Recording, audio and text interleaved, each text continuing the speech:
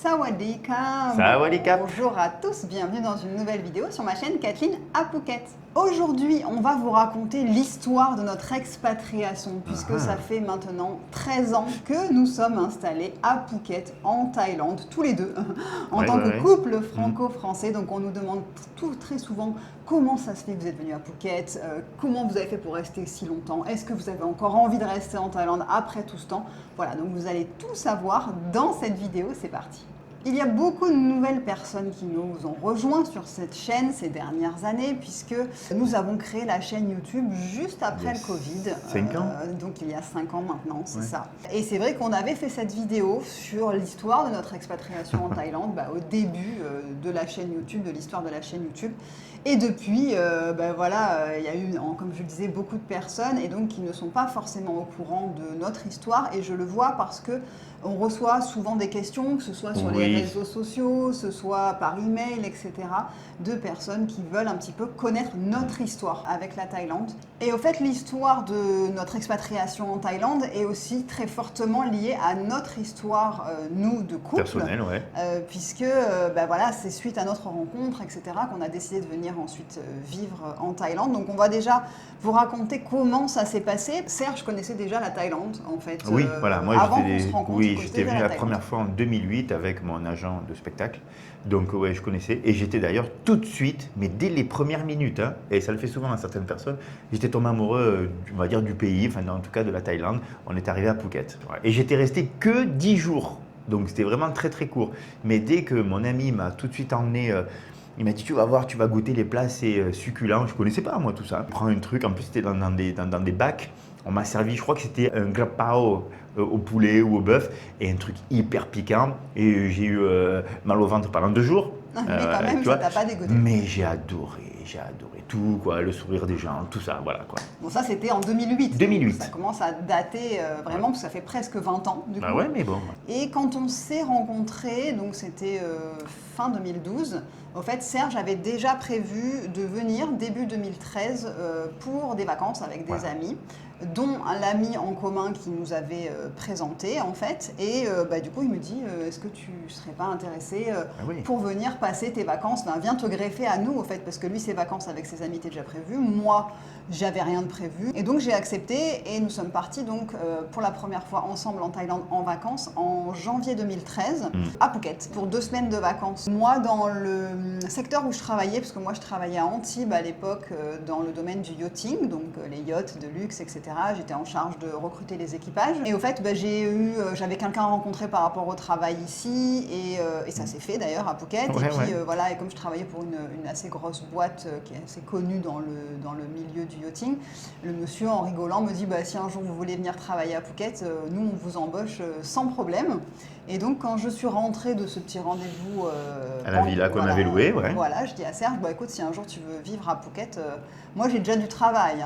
Ah ouais, quand elle a dit ça, il fait oh, ça c'est un truc de fou quand même. Donc ça veut dire avec le permis de travail, parce que je ne m'étais pas renseigné vraiment dans le détail, mais je savais quoi. Toi tu pensais que c'était pour la retraite que tu reviendrais de personne. Voilà, c'est ça, oui, tout à fait. Moi j'avais vraiment l'idée de venir vivre à la retraite, ça c'était garanti, je voulais économiser, voilà. Et elle me dit ça en rigolant, je fais ah bon, attends. Intéressant. Elle est bien cette fille finalement. On va regarder. Mais au fait, il me dit, mais franchement, tu viendrais vivre ici? Et j'ai dit, écoute, moi, je suis prête à partir à chaque fois. Moi, ça n'a jamais été un problème. J'ai travaillé pendant 1 an en Angleterre. J'ai travaillé aussi et vécu en Australie. Donc, ça a toujours été sans problème. On n'avait pas d'enfants. On n'en a toujours pas, mais on n'en avait pas non plus à l'époque. On n'était pas propriétaire de quoi que ce soit. Non. Mais c'était vraiment une idée comme ça. Ouais, c'était... on en parlait rigolo, juste pour... Voilà. C'est comme quand on regarde et qu'on se projette de vivre dans un pays où on va en vacances et puis après c'est pas forcément pour ça qu'on va mettre les choses en place pour venir y vivre. Mais là en fait quand on est rentré dans notre petite vie chacun de son côté parce qu'on vivait pas ensemble, il était à Marseille, moi j'étais à Antibes, on se voyait que les 2 heures de route quoi. Voilà. Ça a un peu travaillé dans nos têtes. On a commencé à se renseigner, à regarder, etc. En se disant, tiens, peut-être qu'on pourrait tenter l'aventure, même si c'est que pour 6 mois, et puis on verra bien ce que ça donne. Et au fait, c'est ce qu'on a fait, puisque on est venu s'installer en août 2013 pour À la base, 6 mois, voilà, en se disant, on se donne 6 mois pour Alors attends, essayer déjà, de quand on a venir, dit à tout le monde, ça y est, on va avec- essayer de faire 6 mois en Thaïlande. Ah, mais la famille, alors ma mère était pas bien, commençait à pleurer. Après, c'était aussi ce qui inquiétait la famille, c'était qu'en fait, ils ne connaissaient pas l'autre. C'est-à-dire que moi, ma famille ne connaissait Voilà. pas vraiment Serge. Serge, Oui. sa famille ne me connaissait pas Non. vraiment. Puisque nous, comme je vous l'ai dit, on n'a jamais vécu ensemble. Ça faisait 6 mois, 6 mois, qu'on était ouais, à ensemble. peu On se près voyait 10 les mois, ouais. week-ends.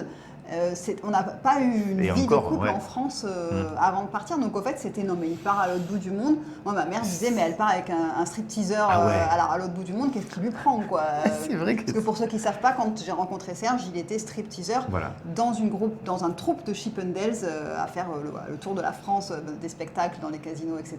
Donc ma mère, c'était, mais qu'est-ce qu'elle fait à Eh partir oui. en Thaïlande avec un C'est pas stripteaseur, possible. ça va pas, quoi, on ne sait pas qui c'est, etc. Alors c'est vrai que souvent les gens nous disent pourquoi vous êtes partis, et nous, les raisons pour lesquelles, enfin qui font Pourquoi qu'on on est est parti, parti c'était une envie de tester autre chose. C'était pas un rejet de la France ou Non, Pas une du fuite tout. de la Pas France. du tout. Pas du tout. On avait un bon boulot tous les deux. Moi, j'étais en CDI, je gagnais très bien ma vie. Ouais, moi j'étais intermittent du spectacle à l'époque, un très bon salaire, on va dire. Ouais. Hein. Voilà, des amis très très proches avec qui je m'entendais très bien. Bon, la famille aussi.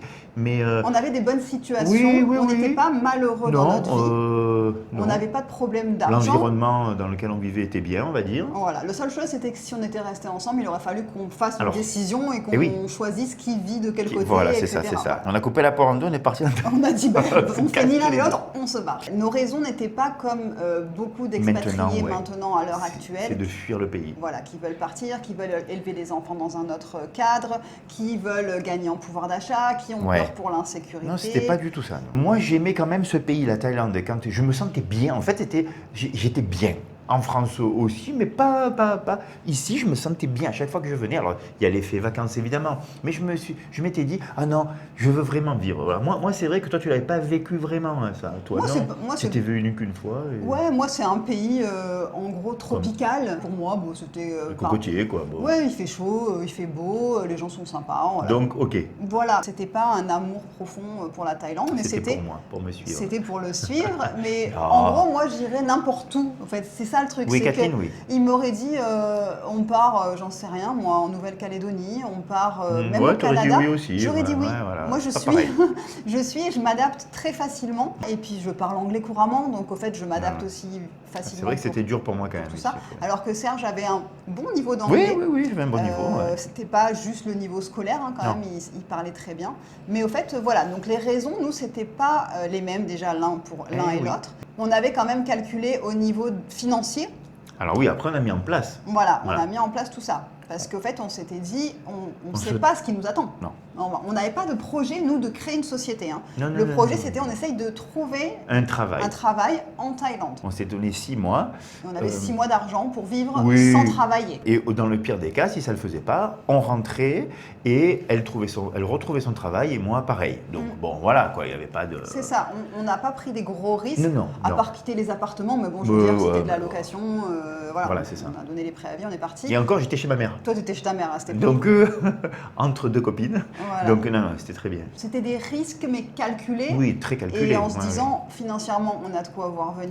Ouais. Si ça ne le fait pas, plan B, ben, on rentre en France et puis on avait le retrouvera plan B. quelque chose. Donc déjà, de partir dans ces conditions-là, on a moins de stress parce oui. qu'on n'a pas, non mais il faut tout faire pour Voilà. rester, etc. Voilà. Non. On a pris, quand on est parti, un visa touriste Ouais. double entrée. Donc ça nous donnait en gros 6 mois sur le territoire, en fait, sans avoir à faire de visa, quel qu'il soit, Ouais, en ni gros, c'est ça. un visa étudiant ou quoi que ce soit. On a pris touriste parce que on était officiellement d'ailleurs Ouais, ouais. toujours des touristes. Ça nous a vraiment plu après la vie. Ah ouais. Et on a, oui, encore Ah, une ça, on a fois. passé des super moments, c'était Ouais, et super. on est arrivé à Phuket, hein, c'est ça que je vous disais Oui, encore, oui. c'est qu'on est encore une fois arrivé à Phuket, mais on Ouais. était au nord de l'île, on Ouais. était du côté de Bang Bang Tao. Tao. C'était pas comme aujourd'hui, attention. Rien à voir. Mais alors, rien à voir. C'était beaucoup plus de nature, Oui. il n'y avait pas les réseaux sociaux qui étaient trop développés, Non. donc on se débrouillait comme on se débrouillait, on rencontrait les vieux expats qui nous expliquaient comment faire ci, comment faire ça. Oui. Enfin, Ah, tu vas acheter ça, faut aller là-bas. Il y a ça. voilà. Voilà. On s'est vraiment débrouillé. Ah ouais. On avait une voisine qui était thaï, qui parlait bien anglais, Oui. qui nous a bien aidé sur plein de Oui, choses, qui oui. étaient très intéressantes et tout. Très Donc, gentil. voilà, je m'en souviens bien Ah ouais, d'elle. ouais, ouais. Ped, elle s'appelait. Ped, ouais. Tu vois très gentille.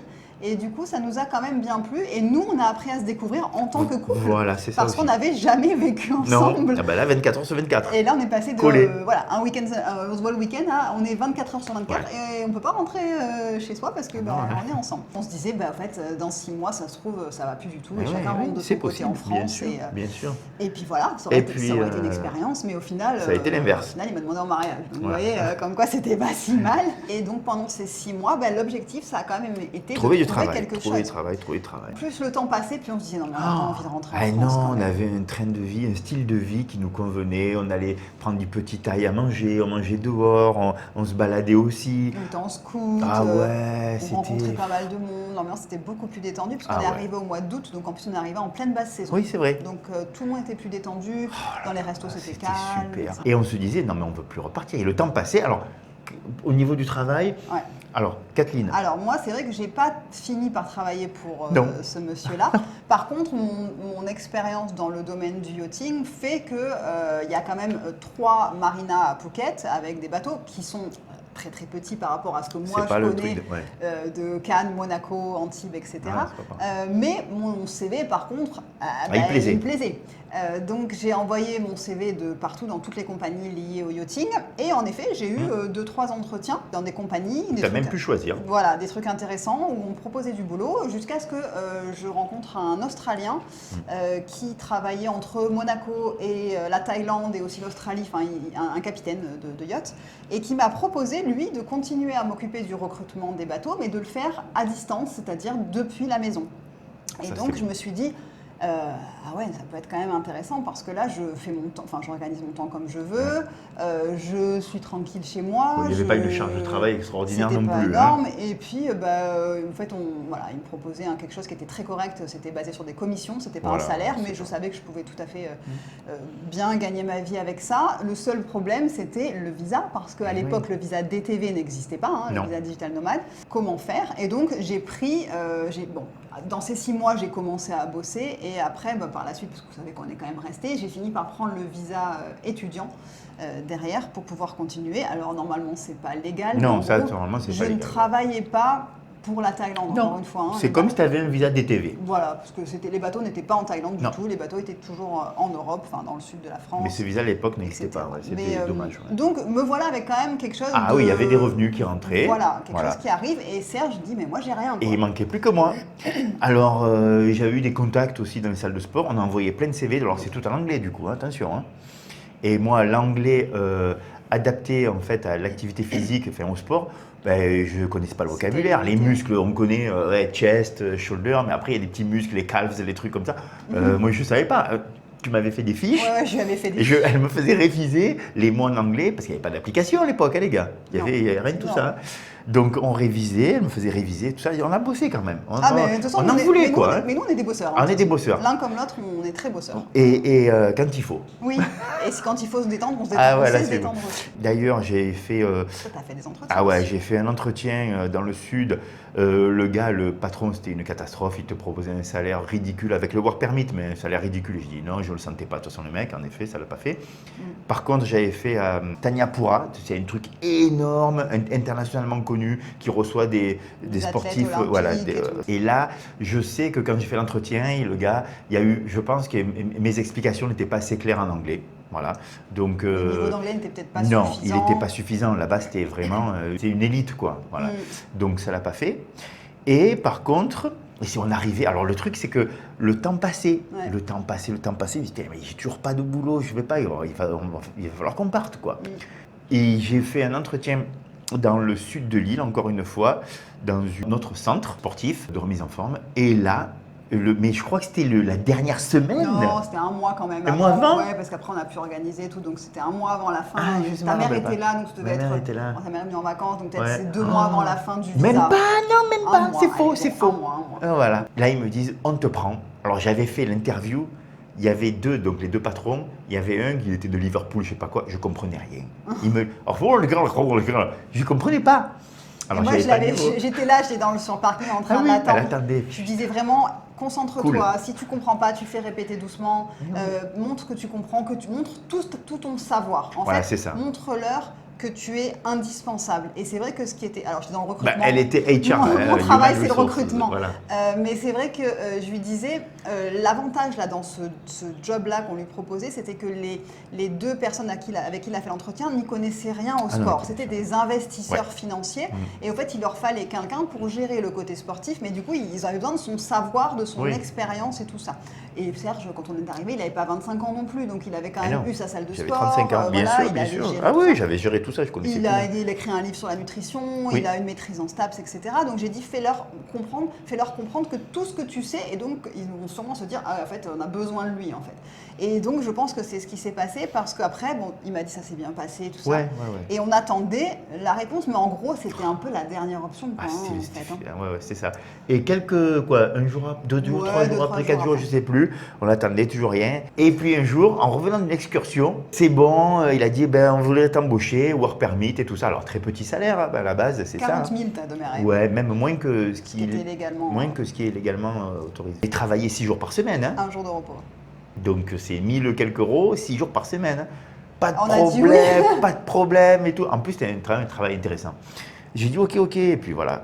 Et là, c'est comme si j'avais eu le bac. Tu vois, à l'époque, parce que quand tu as la fac, bon, tu as les examens, mais c'est pas pareil. Le bac, c'est quelque chose de oh. Et bien là, pareil, j'ai sauté. En fait, et tout. dans notre tête, c'était c'est bon, on peut rester. Ça y est, c'est ça, voilà. On peut rester. Ouais, c'est pas le travail, c'est on peut rester en Thaïlande légalement, donc voilà.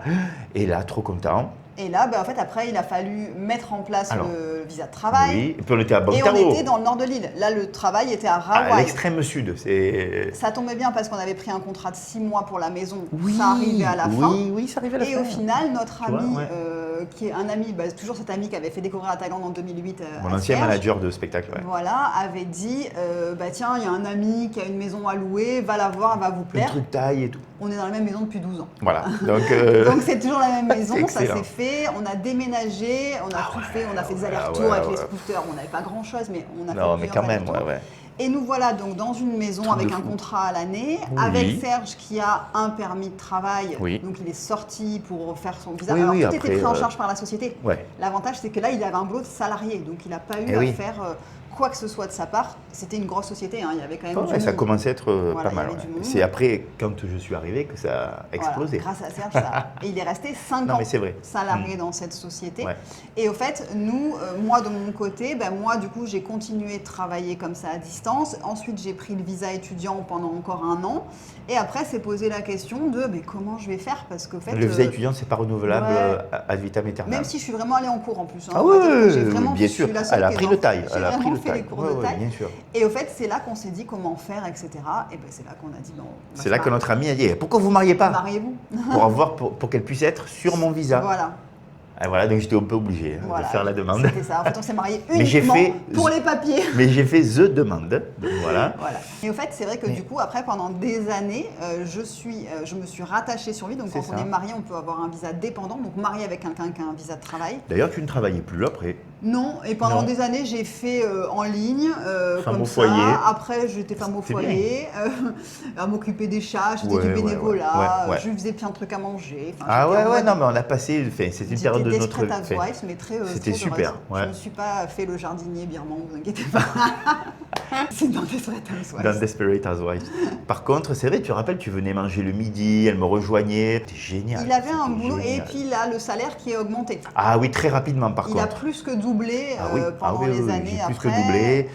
Et Et puis les responsabilités n'ont pas été les mêmes et tout ça. après, il a fini donc avec 2 jours de congé, samedi, Oui, dimanche oui. d'ailleurs. Après, il avait Oui, les oui. 2 jours de repos par semaine et le visa pris en charge par la société. Un petit package d'expat, on va dire. Voilà. Un petit. Bon, voilà. Tout était quand même bien organisé et Ouais. vous étiez quand même une centaine d'employés à la fin. Oui, à la C'était fin, un on était très 100 gros employés, ouais. centre. Et Ouais, Serge ouais. était responsable de la partie sportive. Donc ça s'appelait Wellness Manager. Voilà. Et après, il y avait la partie hôtelière qui était donc la Hotel Manager, qui là était une Thaïlandaise. Oui, Et il y après, avait les patrons 50, aussi. 50 bungalows. 50 chambres, ouais. Ouais. Donc voilà, c'était quelque chose de très gros. Ouais, ouais, ouais. Et en fait, en 2018, il en avait un peu marre. Voilà. Et- J'avais des conflits avec, Avec la l'autre Thaïlandaise. manager, voilà. Ouais. Ouais. Donc c'était un peu compliqué et donc c'est en 2018 qu'on a décidé. Et puis je m'ennuyais. Ouais, tu avais fait un peu le tour du. J'avais fait le tour. Il y avait plus de challenge. Et puis il me laissait plus autant de liberté pour changer les programmes et tout ça parce que ça marchait. Il y avait des revenus qui étaient importants. Donc non, il dit mais c'est très bien et moi j'ai besoin d'un truc de faire. Qu'est-ce qu'on fait après quoi, tu vois. Ouais, ça, il lui faut des trucs, des projets. Ouais, des projets. Mais par contre, c'est vrai que l'expérience en tant que salarié, c'était le seul français de la boîte. Il y avait d'autres expats. Oui, il y avait, on était 5. Un Turc, des Anglais, un Russe, une Russe aussi, une Russe, c'est vrai. Des Anglais super sympas. Ouais, c'était super. Et des gens du monde entier, parce que c'était un centre de vacances sportives et perte de poids. Ah, de partout. Pendant ces 5 ans, il a eu plein de propositions de boulot. On aurait pu partir vivre à Dubaï, on aurait pu partir mais dans plein d'endroits différents. C'est ça qui est exceptionnel en Thaïlande, c'est pas quelque chose de figé ici. En France, on m'a jamais rien proposé, mais jamais. Voilà. Et ici, à chaque fois, Serge, tu as des capacités, c'est super, est-ce qu'on peut pas faire autre chose là-bas en Australie, en Afrique du Sud et tout. J'ai dit non, mais nous on était bien ici, donc non, en plus après tu connais pas et tout, mais bon voilà, en tout cas des propositions, il y en a eu plein, mais c'est pas une ou deux propositions, il y en a eu plein. Et même après pour bosser à Tanyapura en tant que manager, pas directeur, mais en tant que manager, je sais plus quoi, donc la première compagnie. Là où il lui avait dit non au début. Voilà, tu vois, c'est rigolo. Voilà, bon, voilà. La boucle est bouclée. C'est ça. Mais au final, donc, on a eu envie, parce que là, c'est vrai que c'était un projet de Serge, mais après, je m'y suis, suis mis avec lui. C'était de dire, est-ce qu'on ne ferait pas ce petit complexe-là, ce concept, en effet, en version beaucoup plus petite, dans une villa de luxe, et on fait aussi vacances sportives, perte de poids, etc. Et c'est au fait en 2018 qu'on a créé notre société. Voilà. Et là, voilà, on a fait une société avec deux visas de travail, etc. Et là, en fait, je suis sortie du visa dépendant pour passer en visa de travail, tous les deux. Et c'est vrai qu'on a fait notre société, seulement on l'a fait, vous avez bien compris, un an avant le Covid. Voilà, un an avant le Covid. Donc, au fait, la première année, on ne se payait pas, on était sur nos économies. Non, on arrivait quand même à couvrir les frais, on va dire. Et jusqu'au jour où, avant que le Covid arrive, on a commencé à faire des campagnes publicitaires en fait pour les Français. Ouais. Alors qu'on ciblait, nos campagnes ciblaient les anglophones, parce que voilà, je connaissais et tout ça. Et puis là, on nous a dit, mais essayez avec les Français et tout ça, la communauté française à travers le monde. Et dès que j'ai commencé à faire de la pub, on a commencé à faire de la pub sur Facebook, sur le réseau, Google, tout ça, en français. Et on a traduit le site en français. On a traduit le site en français, on avait un site internet. Alors là, on commençait à avoir des demandes pour venir, des réservations pour venir. Oui, c'est super ce concept, on ne connaît pas. En effet, c'est vrai que c'est super quand même. Hein. C'est très anglo-saxon, ces trucs de vacances sportives. Ouais, ça n'existe pas en France. C'est pas que le Med, c'est vraiment encore autre chose. C'est pas du tout ça. Et là, par contre, vraiment un engouement sur les réseaux. Ça commençait à parler dans les chats et tout. Et Covid. Donc là, nous, nos clients, c'était des touristes. Donc, et voilà. Tout d'un coup, plus de touristes. En 2 mois, la Thaïlande a fermé les portes. Ça y est, c'est fini les frontières, c'est fini. Tout le monde entier a tout fermé. Vous connaissez le délire, hein, voilà. Donc voilà. Et nous, l'argent qu'on a investi, c'était tout perdu. Il n'y avait plus rien. Voilà. Alors on a gardé cette villa qu'on avait louée. Magnifique villa. Pendant 2 ans. Énorme. En attendant que ça reparte. Le proprio nous avait dit... nous disait, vous ne payez plus de loyer, mais vous vous occupez de la villa. Ouais, c'était un Américain. C'était du boulot, très gentil. Très gentil. Et il nous a dit OK, et nous on a attendu, on attendait, on était tous en train de dire, mais ça va pas durer quand même, ça va repartir, les frontières vont rouvrir. Non. Bon, là c'était la cata, là on n'avait plus rien qui rentrait, plus d'argent. Tout le monde était parti, hein. Tous les étrangers, beaucoup, la majorité des étrangers étaient repartis chez eux. Nos profs de sport, il y avait le prof de yoga, le truc, tout, c'était reparti. On était presque les seuls farangs avec quelques retraités, hein. Faut dire la vérité. Hein. Mais on est resté. On n'a pas eu envie de partir malgré tout. On s'est accroché. C'est là que je vous dis qu'on est des bosseurs, c'est-à-dire que nous, on a mis à plat tout ce qu'on savait faire en se disant, bon, on n'a plus d'argent. OK, qu'est-ce qu'on sait faire? OK, on sait faire ça. Moi, je parle 3 langues couramment. J'ai les diplômes pour, je peux être traductrice. OK, je vais m'inscrire sur tous les sites en ligne pour faire des traductions en ligne. Je traduisais des modes d'emploi. Pour les jeux vidéo. Pour les trucs de jeux vidéo. Ah ouais, c'est hallucinant. Je traduisais trucs. Il n'y avait pas de ChatGPT aussi à l'époque. Hein. Je traduisais ça. Tu faisais des blogs? Je faisais des blogs, des articles pour... Oui, je faisais du référencement. Donc ça aussi, je sais faire du SEO, des articles SEO. Donc je me mettais à faire des articles. J'ai fait plein de trucs. Et Serge... Des gâteaux. Après, j'ai fait des gâteaux. J'ai vendu des gâteaux. Sur les marchés. Sur les marchés, c'est complètement interdit. Hein, c'est interdit, mais là, par contre, tout le monde était content qu'on puisse faire des choses. Les tailles entre-cédées, ils cédaient, les pharangues donnaient à manger, faisaient des collectes, non pas des collectes, des donations. Il y avait des queues de 1 km. Hein. Donc là, le gouvernement taille, ils étaient très contents, ils disaient rien que les pharangues aidaient par contre. On était là, on a tous fait, nous, nos employés, on ne pouvait plus les payer, mais on les a logés, on leur disait vous ne payez plus rien les filles, mais on ne peut plus vous payer. Elles se sont mis pareil à faire des sandwichs pour aller vendre au marché, on allait vendre des trucs, on allait vendre. Elles faisaient des t-shirts faits main, tie and dye qu'elles allaient vendre. On sait tous, en tout cas c'est là vraiment qu'on s'est beaucoup rapprochés de nos employés qui sont devenus nos très bonnes amies maintenant. Cette période de grosse merde nous a vraiment soudés parce qu'on était tous dans la merde. Et là, ils avaient beau dire « Ah, les pharangues », enfin, l'état d'esprit qu'auraient pu avoir les Thaïlandais en se disant « Tiens, les pharangues, de toute façon, ils ont de l'argent quoi ?» Ils ont vu qu'on était dans le caca, qu'on s'est démené pour eux. Nous, pour nous. C'est-à-dire qu'on n'a pas eu du tout. On était assis, je me souviens, le soir, avec elles, sur les marches par terre et on parlait de ce qu'on pouvait faire, comment on pouvait se débrouiller, etc. Et période difficile. Et en fait, on s'est vraiment démerdé dans cette période-là et on a attendu que ça passe et pour finalement, après, Serge se dire, je peux, dans la villa qu'on avait, on avait une salle de sport qui était déjà aménagée parce qu'on avait tout payé pour le matériel, etc. Et en fait, il s'est dit, la villa, on la laisse parce que là, ça ne sert à rien, ça ne reprend plus. Je peux, avec tout ce matériel-là, louer une salle de sport, louer un local vide, je mets tout dedans et on va essayer d'en faire une salle de sport pour les francophones, etc., les gens qui sont ici et qui sont toujours là en fait. Et c'est comme ça qu'a commencé la salle de sport de Serge. Et moi à ce moment-là, j'ai trouvé du travail en ligne permanent aussi, quelque chose sur le long terme où je suis devenue chargée de projet pour une société qui fait des sites internet, pour Wix en fait, si vous connaissez. Peut-être un nouveau business pour plus tard. Oui, je faire des sites internet. Non, mais là c'est pas. Donc j'ai travaillé en ligne pour des Français.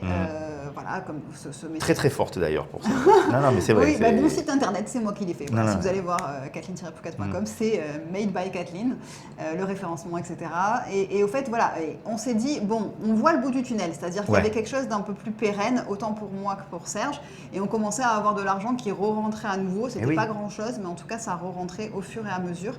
Et ça, c'était donc, après le Covid, 2 ans après le Covid. Et les choses ont changé depuis, etc.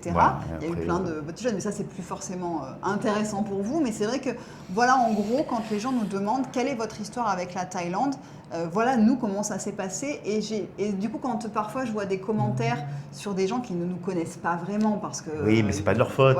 Ils ont vu 2 shorts et puis c'est ça, et les gens, des fois, disent « Ah, mais qui sont eux pour raconter leur histoire avec la Thaïlande, etc. » C'est clair. On a quand même vécu pas mal de choses, nous, en 13 ans. Après, une chose que je n'enlève pas aux gens qui critiquent sur certaines choses, c'est qu'en effet, nous, on n'a que l'expérience de Phuket. Oui, c'est vrai. Voilà. Quand parfois ils disent oui, ils connaissent rien d'autre que Phuket. En effet, nous, ça fait 13 ans qu'on est à Phuket. On a vu d'autres endroits en Thaïlande, mais je ne vais pas... On n'a pas vécu ailleurs. je ne vais pas faire l'experte de Bangkok, de Pattaya, de Hua Hin, etc. Non, nous, c'est vraiment Phuket. On est à Phuket depuis 13 ans. On apprécie Phuket. On a vu Phuket changer, d'ailleurs. Énormément. C'est énormément, quoi. 13 ans, c'est plus du tout pareil. Non. En fait, la rue où on habite, la grosse rue, pas où on habite, mais qui descend vers chez nous, qui est la grosse rue, par exemple, de Rawai, nous, on l'a connue, il n'y avait pas de terre-plein central.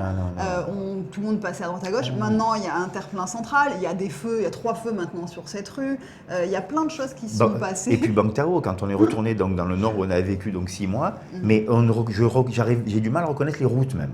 J'ai dit, mais elle était là, cette route, c'est quoi les immeubles, tout a changé. On a vraiment une énorme différence entre ce qu'était la Thaïlande d'il y a 13 ans, Phuket d'il y a 13 ans, et ce qui est devenu Phuket en 2026. Et pour terminer, parce que c'est aussi une question qu'on nous pose régulièrement, et du coup, est-ce que vous comptez rester à Phuket ?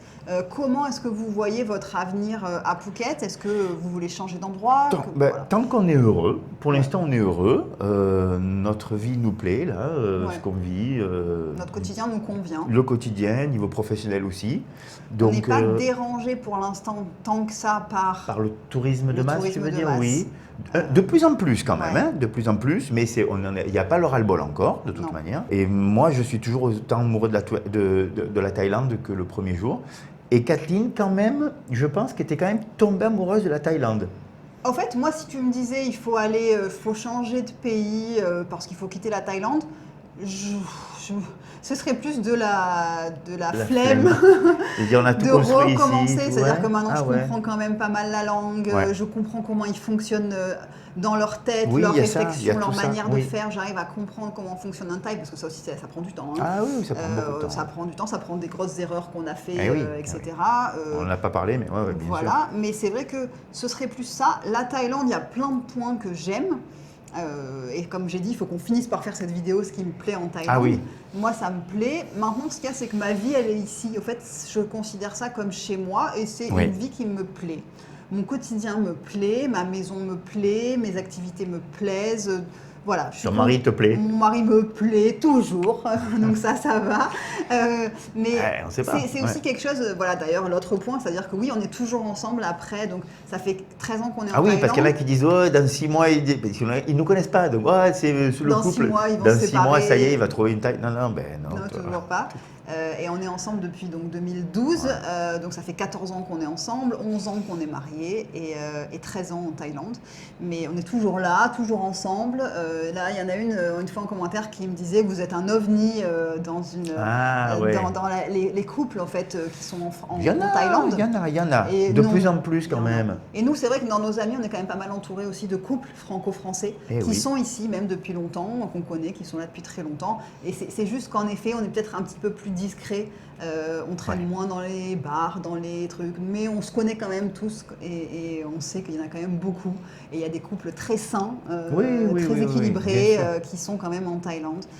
Voilà, où le mari n'est pas parti après 6 mois avec une Thaïlandaise. Mais Voilà. ça arrive aussi. Ça arrive aussi. Donc voilà l'histoire. Ouais. Un petit peu vraiment résumé. Ouais, résumé, mais c'est bien résumé. Je trouve mais c'est que bien je résumé. réfléchis, mais on a bien résumé. Ouais, notre histoire avec la l'affaire, Thaïlande, tout ce qui s'est passé depuis ces années. Mhm. Et puis, comme on le dit, c'est que le début. Hein, on a encore pas mal d'années devant Ben nous. ouais. On avance doucement. On fait notre petit bonhomme de chemin.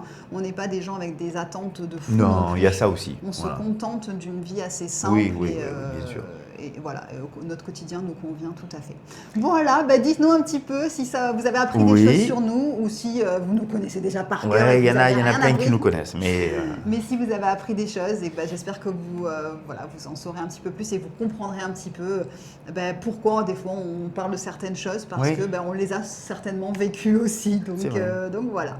Merci d'avoir regardé cette vidéo jusqu'au Ouais, bout. merci. On vous souhaite une très très belle semaine et on vous retrouve samedi prochain 11h pour une nouvelle vidéo. Portez-vous bien. bye bye. Bye bye.